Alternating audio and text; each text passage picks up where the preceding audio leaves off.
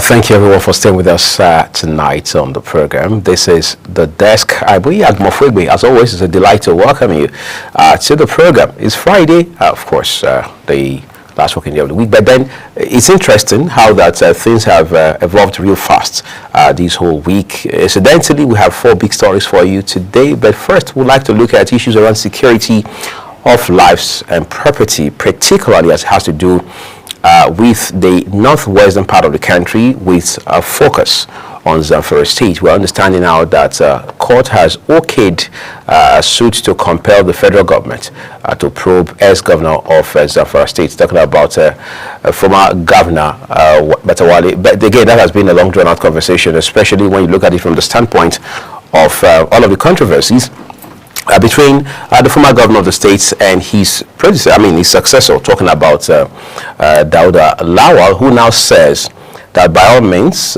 his predecessor should do the honorable thing, which he says is a matter of having to step down and then clear his name of all of the allegations against him. I recall that there has been, particularly in the last couple of weeks, a severe back and forth between Mr. Metawale and the governor of Zamfara State, Mr. Lawal.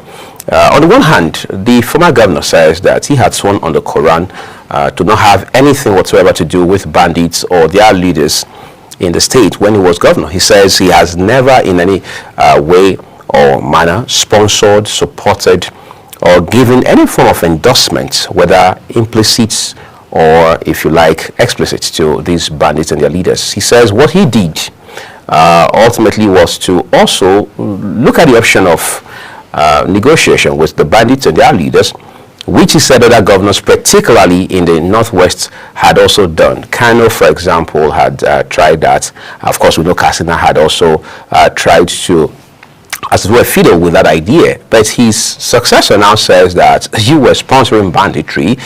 You can't deny that. As a matter of fact, just in the course of this week, the governor had gone to the NSA to formally lodge a complaint against his predecessor. How that will turn out, we don't know, but what we do know for a fact now is that there's a court order stating that this issue must be decided by the court. We'll talk about all of that in the course of the program today. We also understand that a few other things have happened in the course of this particular week. One of them is a development that is also very concerning, which is the issue of Nigeria's 64th independence. We understand, for example, that the president has ordered low-key, scaled-back commemoration. That has been the practice for a few years. At least we saw former President Muhammadu Buhari do that a lot.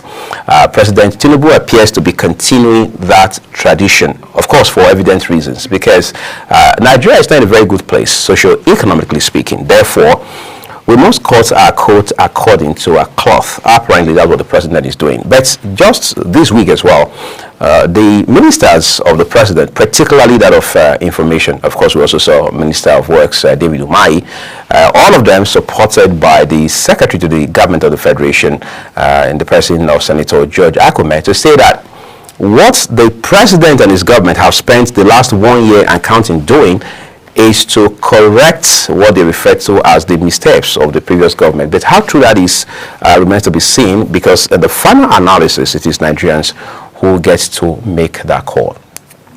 Tonight on the program, we're joined by someone from all the way from the northeastern part of the country to help us find perspectives and insights in all of these very topical conversations. But in the meantime, we'll take a quick break. When we return, the show will be on the road full throttle. Do stay with us, everyone.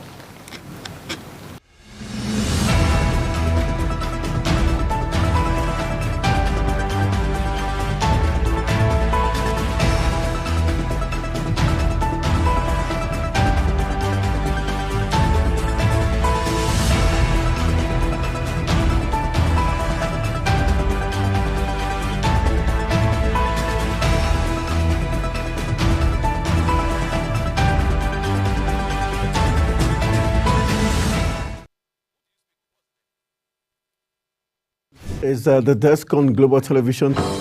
Nigeria, come join Anthony Momadou on television's most compelling and facts-finding talk live show. We are the Palestinians. We are the Canaan because That this country gets it right. It's the Dex on Global Television, where we analyze and dissect storming issues and commentaries in the world's biggest black nation, Nigeria. Who is being held accountable for this money? The eyes have it. We stay and decide policies and reforms on the Dex. Tune in Mondays to Fridays, 5 p.m. to 6 p.m. on Global Television. Let's stay on the Dex.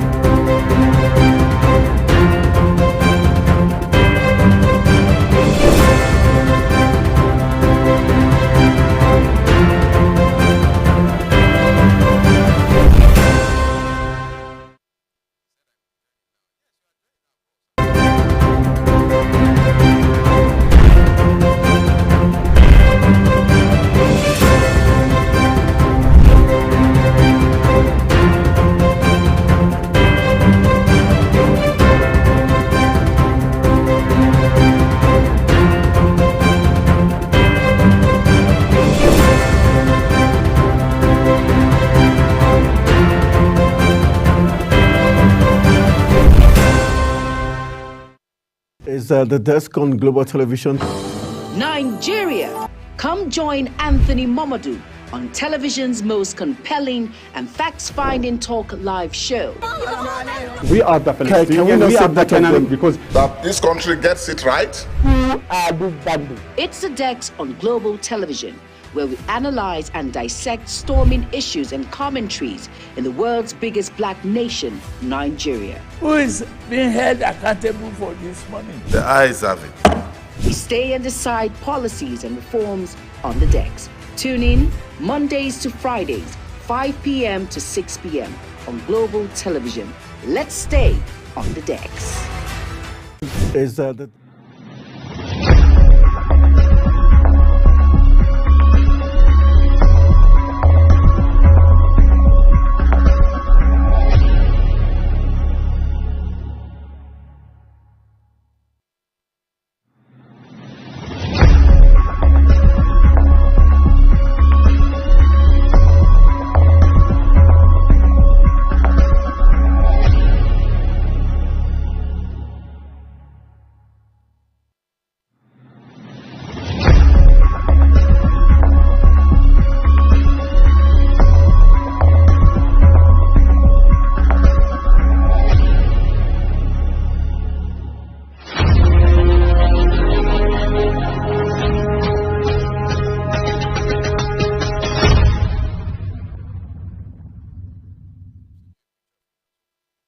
desk on Global Television. Nigeria. Come join Anthony Momadou on television's most compelling and facts-finding talk live show. We are the Palestinians. We are the Canaan because That this country gets it right. It's the Dex on Global Television, where we analyze and dissect storming issues and commentaries in the world's biggest black nation, Nigeria. Who is being held accountable for this money? The eyes have it. We stay and decide policies and reforms on the Dex. Tune in Mondays to Fridays, 5 p.m. to 6 p.m. on Global Television. Let's stay on the Dex.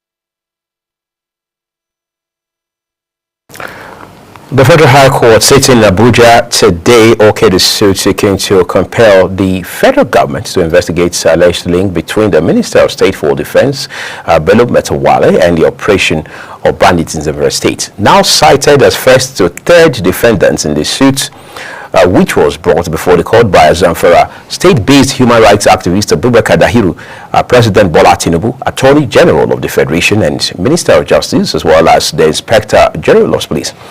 Specifically, the plaintiff, through its counsel, Ojonimi Ape, is praying the court to declare that it is imperative for the first defendant, which is the president, to give directions to the third defendant, which is the Inspector General of Police, to investigate the activities of bandits and kidnappers in Zamfara State, and in particular the allegations surrounding the Minister of State for Defense, Bello Matawalle, in relation to banditry and kidnapping in that state. First, I'd like to say good evening and thank you to you, Dr. Babayo Sule, for joining us live via Zoom on the program from Gombe State.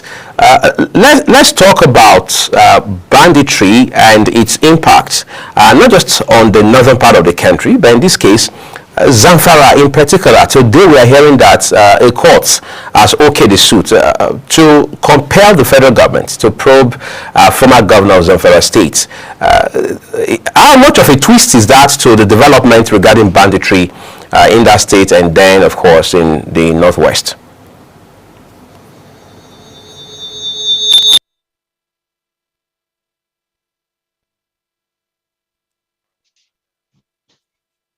With Dr. Babayo Sule, who will rejoin us in the course of the program. But it's quite concerning, because one would have thought by now the focus would be on how much of work the incumbent governor is doing to curb insecurity, whether it's banditry, insurgency, or kidnapping in the states.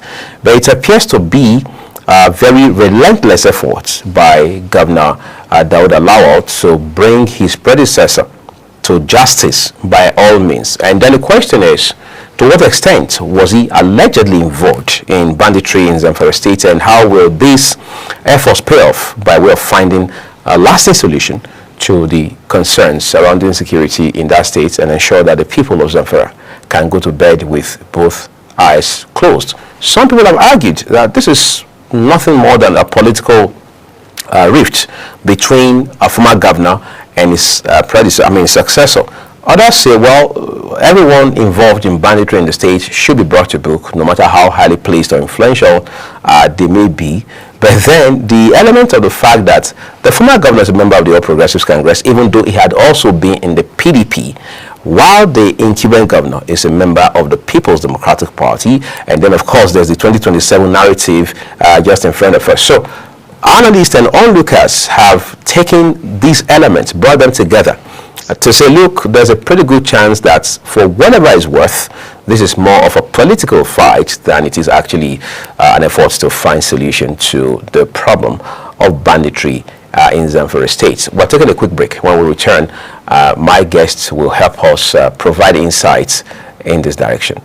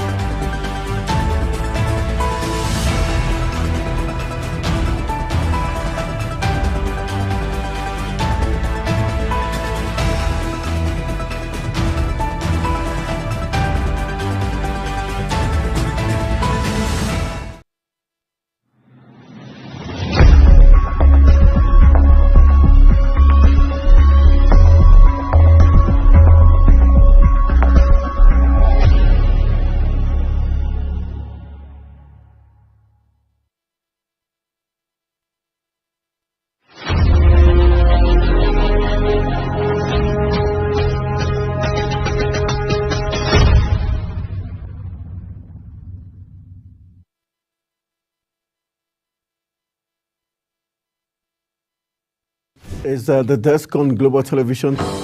Nigeria, come join Anthony Mamadou on television's most compelling and facts-finding talk live show. We are the Palestinians. We are the Canaan because That this country gets it right.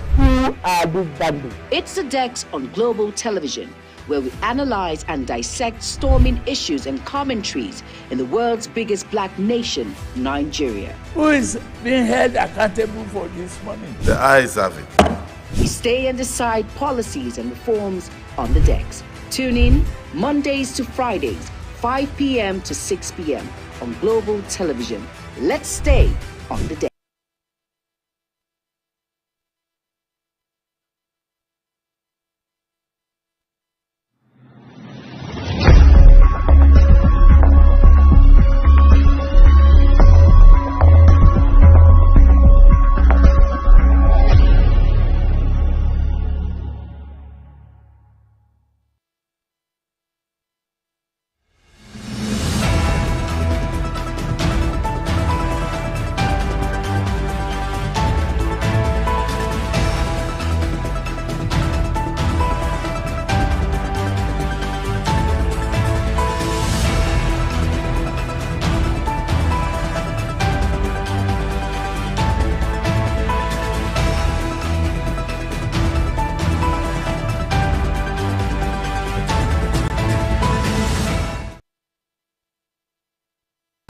All right, let's get it on the road.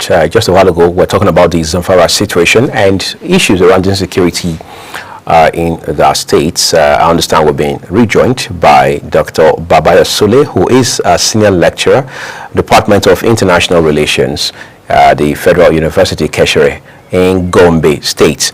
Dr. Babaya Sule, thank you for joining us tonight. Hopefully you can hear us now.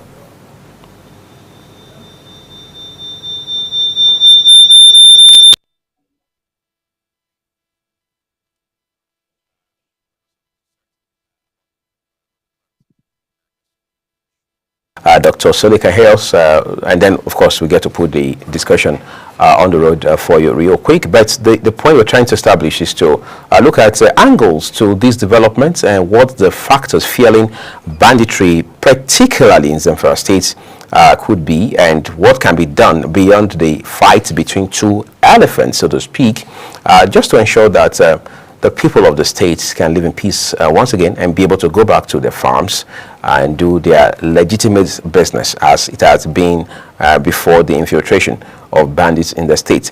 We're seeing bandits on whose heads bounties have been placed.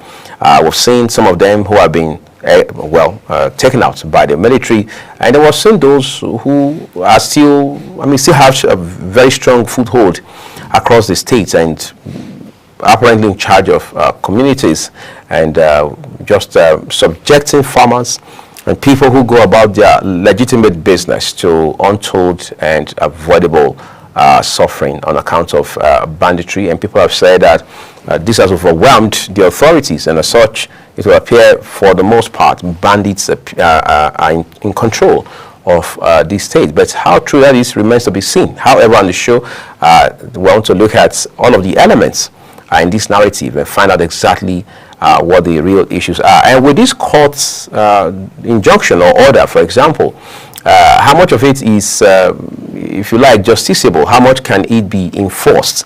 Directing the president to further direct the Inspector General of Police to ensure that the Minister of State for Defense, Bello Matawale, is probed. And of course, this has to be in relation to the banditry situation in the states. Incidentally, it appears that's going to be a very tall order. All right, we're going to look at other issues for you tonight. After this break, we'll let you in on all of those discussions. Do stay with us.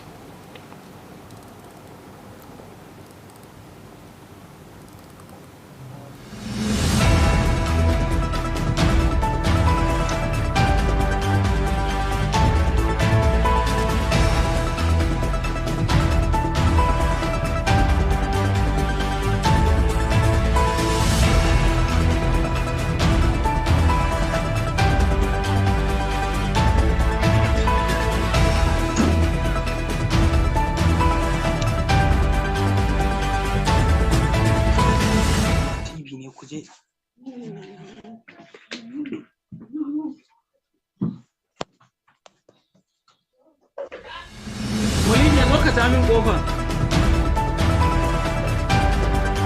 Zo ka ta min kofa.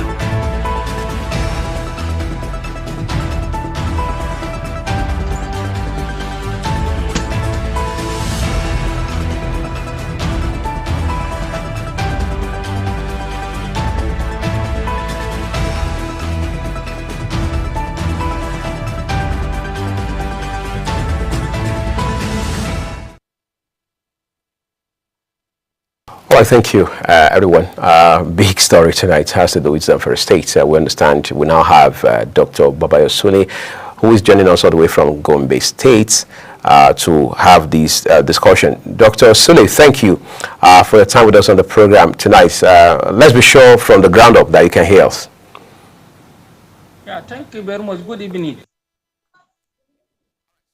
First of all, by talking about the issue in Zamfara State. For the most part, we have seen in the news, particularly the last couple of weeks, of how that it will appear the fight, so to speak, between former Governor Bello Matawalle and the incumbent Governor Dauda Lawal is casting a whole lot of shadow over the serious and life-threatening existential problem of banditry in Zamfara State. Walk us through some of the developments that led to this kind of situation. Well, thank you very much.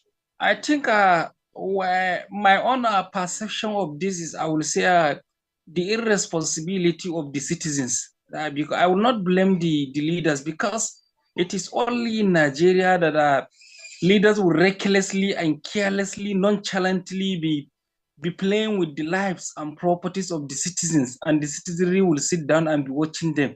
I'm not asking any violence. I'm not saying, what I'm saying is there is a way to hold them accountable and responsible. First of all, we should understand that the appointment of former Governor Bello Matawalle as a Minister of Defense, it was a deliberate action by the Tinubu government, purposely to downplay the intensity of the security situation. Because how can you appoint someone who failed in his state? Banditry escalated and expanded under his watch while he was a governor, who failed to address the issue, although it's not his own full responsibility, because the security is under the control of the federal government. But of course, state governors have a greater role that they are playing in the security of their state. Someone that failed to score about 5 to 6 million lives, you are now handing him about 230 lives to secure. I think this looks like an insult, or rather a mistake. I don't know how to put it, but it's an unfortunate appointment that should not even be in the first place. That is one issue. The second issue is, I think it is unlikely of both the incumbent governor now and the former governor to just continue in the name of politics to be playing with the lives of their citizens, although the sitting governor is now claiming and alleging that he's after the well-being of his citizenry, and that the former governor was responsible and he has a hand in it. This is a weighty allegation that should not just be downplayed or swept under a carpet.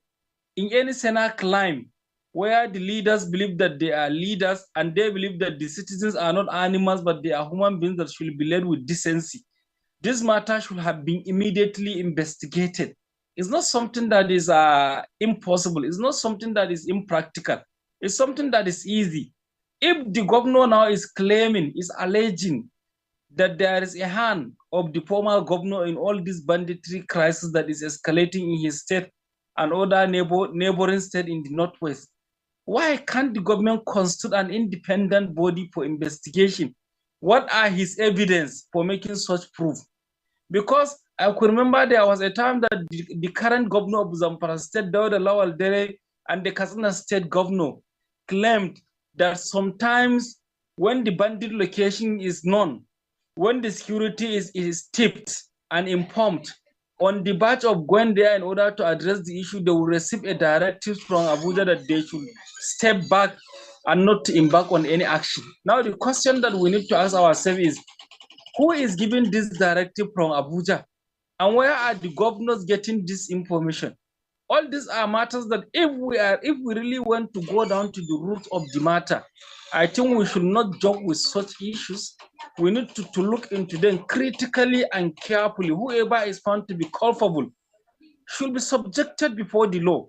Why will you be joking and playing with the lives of innocent citizens, causing food insecurity, losing lives on a daily basis, almost now allowing the non-state actors to occupy some part of the state and under the nose of a government, and so many other implications which you need not go into them, all because of politics? What kind of politics is this? How can these current democratic leaders prove to us that they are in any way better than the military that we have been detesting for many years, if our lives now has become a subject of political playing or politicking?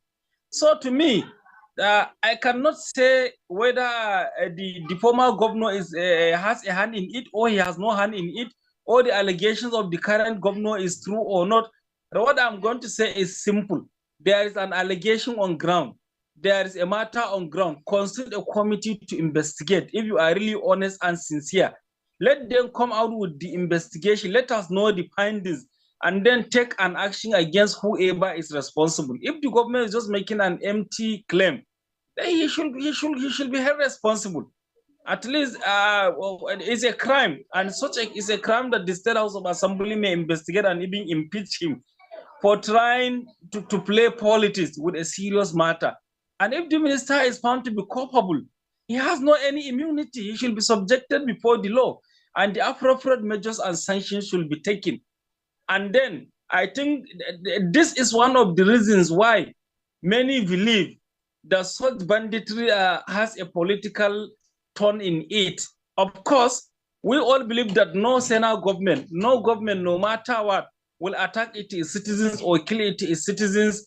But what we are saying is there is a politics in it, in the sense that if the government is sincere and there is a political will, there is a way to address these issues quietly, because so far we have not seen any top echelon politician being attacked or rather being hijacked by the bandit. If such is happening, if, for example, they are kidnapping governors, ministers, and senators and members House of Reps, we should say that yes, it is now beyond everybody. But for the fact that they are safe, there is no one who will be convinced that it is not neglected purposely, because maybe there are those whom we call the conflict entrepreneurs who are benefiting from the conflict, who feel that it is now a multi-billion naira business venture for this conflict to escalate and to continue. Because there is someone that I interviewed from Maiduguri, Borno State, on the issue of Boko Haram. He told me categorically that if the insurgency stopped, where could we get this cheap money that we are getting? It's someone working with the NGO. So if such revelations will come from where people are bombing, killing, all these things, it is easy to relate with that of also the Northwest banditry. So therefore, to me, it is a simple matter. Politics aside, there should be a thorough investigation of the allegations, and anyone that is found to be culpable should be subjected before. Nobody is above the law. The country is over and above everybody, including the president and anyone that is a citizen of this country. So why must some allegations that has to do with such critical issue of national security be just overlooked by the government just because someone is part of the government? Then in this case, the issue of complicity and complacency should be labeled as an allegation against the government, and they will have to come out and defend themselves. Order, Dr. Sule, specifically directs President Bola Tinubu to further direct the Inspector General of Police to ensure that Mr. Matawalle is probed. This is Nigeria. You have followed many of similar court orders. I mean, a country where even the IG of police before now, I mean, several of them, Chief of Army Staff, they've been summoned by court. They neither showed up nor even gave cause for not showing up. We've seen where even courts had directed in this country on more than one occasion for Inspector General of Police or Chief of Army Staff to be remanded in prison, and that never happened, for example. What is the chance, therefore, that this court order will be enforced in such a way that the president will ultimately compel the Inspector General of Police to ensure that Mr. Matawalle is probed? I believe for any government that is responsive, responsible, representative, and conscious of the citizens' evaluation, it should not wait for any court order before it takes an action against a member of this government that is involved in such an allegation. I think a court order is something that is belated. It's something that should not even come in the first place, because once the governor made such a claim, immediately the government should initiate a process of investigation. You don't even need to wait for a court order. The matter is, one of the reasons why we are finding it much difficult, particularly with the political scientists in Nigeria, to establish even a thin dividing line between this so-called democracy and the previous military rule that we experienced, is their failure to respect law and order, which we believe is part of the reasons why we detest and dislike the military. For example, it is in the record that President Buhari's government in 8 years disregarded about 89 court orders of different proceedings within these 8 years. How can a sitting president disregard 89 court orders, which are all valid? And it is also true that this government is also disregarding many court orders already. Let me give an example of one. For instance, there's a court order by the National Industrial Court that all tertiary institutions should be removed from the IPPIS.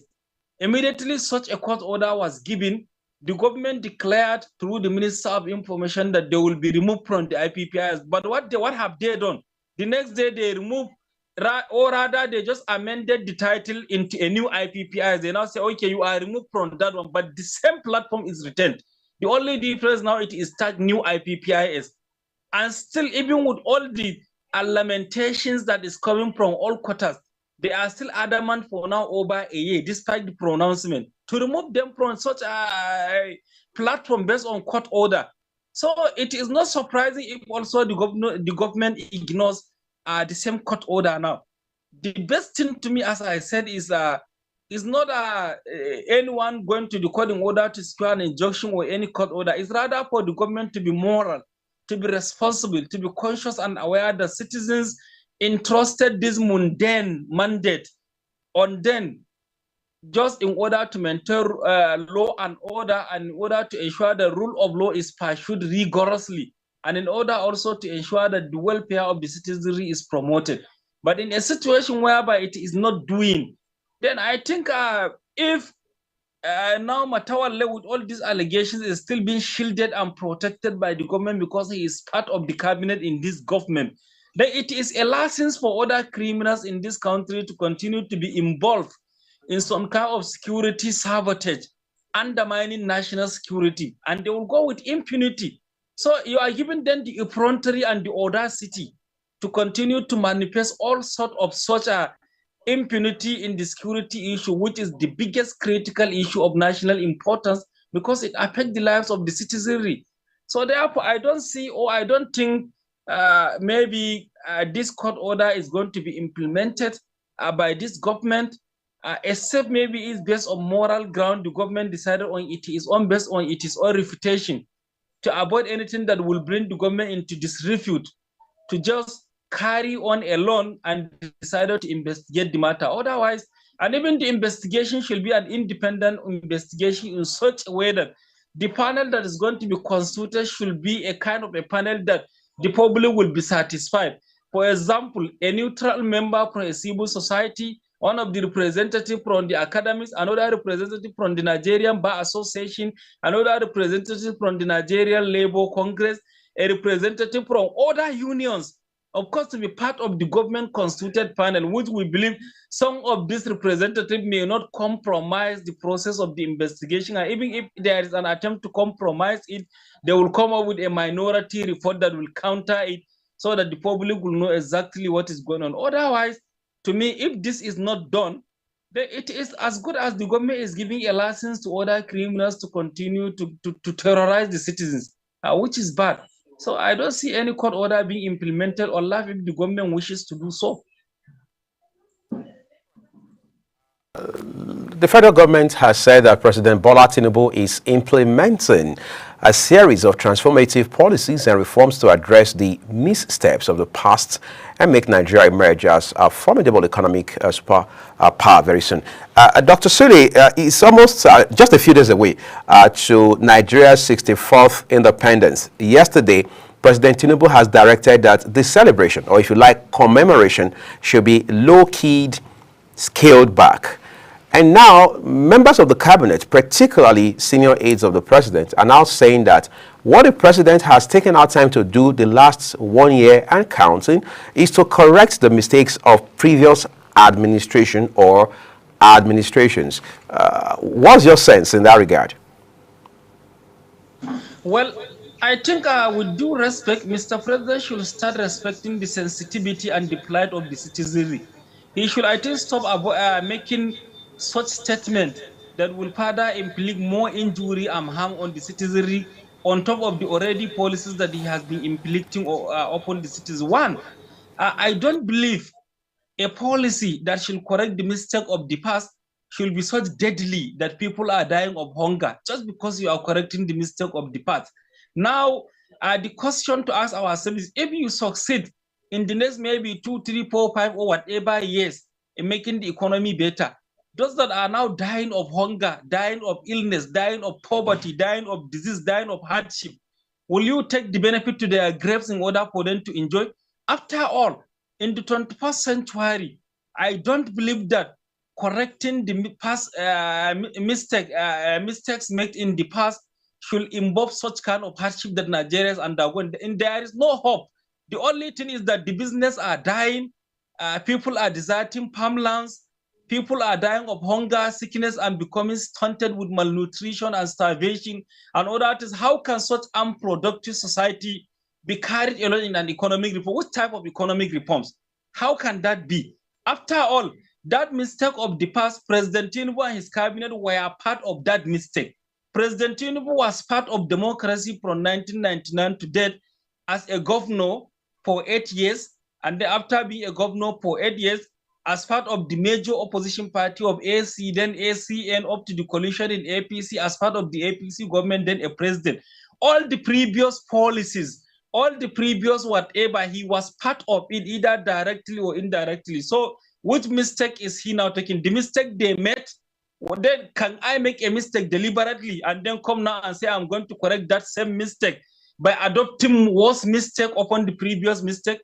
I think what President Tinubu should do is, one, to empathize and eulogize with the citizens. That is the first thing to do. Second, he needs to retrace his footsteps. Even the IMF, that is instructing the government to withdraw subsidy from fuel, withdraw subsidy from electricity, increase tax rate, increase this, increase that. They are now saying that Tinubu should sympathize and should slow down with Nigerians. So even the godfathers of him that are instrumental in giving instruction for such detrimental policies are now asking him to relax. So please, let him relax some of these issues. I cannot see, I challenge them. I believe they must have been hearing what I'm saying now. Let them show us any country in the world, one, that the government is not subsidizing the citizens. Let us see this government. What type of crude capitalism is such that the government will not subsidize anything? The government is removing virtually everything. The government is allowing the citizens on the wings of nature to survive. Where can such government be? Even during the mercantilist era and the early stage of the development of capitalism, such cruelty has never been implemented, talk less of now in the 21st century, where all nation states are turning into welfareism. So please, we are begging, we are pleading with President Tinubu as people that use our tongue to cast our vote for him, with the good hope that he will make Nigeria better, if he is ruling on our behalf. If he is really implementing these policies on our behalf, we are saying that enough is enough of these policies, reverse them, and then see a situation whereby he will bring succor and then inject a humor of life to the Nigerian citizenry. Otherwise, we will all die. Look at how Nigerians now are scrambling to leave this country, helter-skelter, because it has becoming a hell. Look at how people are packing their car. Look at how people are now trekking. Look at how people now are unable to afford even a bread for breakfast. And yet you are saying that you are correcting. What mistake? You are compounding the mistake of the past. So to me, correcting the mistake of the past does not in any way translate into inflicting further hardship upon the citizen. We don't Dr. deserve Sule, that. we will have to take a break at this point.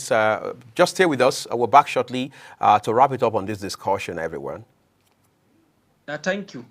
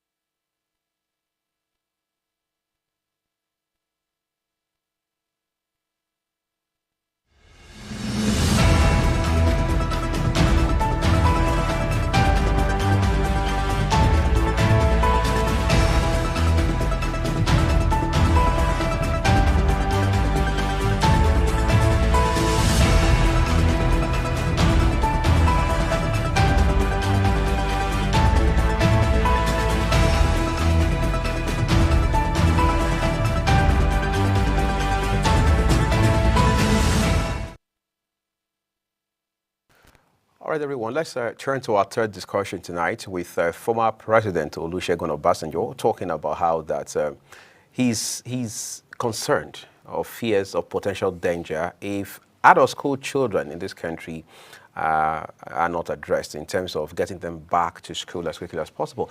But again, that conversation didn't start today. I'm not even sure it started with former President Olusegun Obasanjo, who had been the president since the return to democracy between 1999 and 2007. We have seen issues around figures. One time we're hearing 10 million. At some point it was 11 million. Later it came back to, well, 10.5 million. We've heard 7 million. So the figures bandied by authorities have been very contradictory. So how those figures are arrived at, the factors that inform how the figures are extrapolated are still very much in doubt as of today. What people have said, we can trust figures like this, particularly where they come from, maybe the National Bureau of Statistics. But the question is, how much of figure in this regard does the Federal Ministry of Education have? Because sometimes you'll be shocked that most of these figures are generated and presented by maybe UNICEF, well, of course, the United Nations or the World Health Organization, and all of those multilateral agencies whose mandates have a global reach, not indigenous, as it were, entities on the ground doing this kind of work to present data that is factual, scientific, and very authentic. But beyond data, we can't run away from the facts, given the empirical evidence that we've seen in front of us in the last couple of decades, particularly at the turn of the 21st century, of how disturbing it is seeing the number of, well, out-of-school children that we have in this country. While we understand that the bulk of them live in the north, it doesn't change the fact that these are Nigerian children. And until we do something about them as a government, as a people, and of course, as a society, it means there's just so much of work that is lying right ahead of us. I'd like to say a big thank you to Dr. Babayo Sule, lecturer, International Relations Department, Federal University, Keshere, in Gombe State, for taking our time to join us via Zoom live on the desk today. I'm Uyag Mofwebe. Thanking you as well for investing a part of your time with us. We do hope that you got some return on investment. We'll see you again.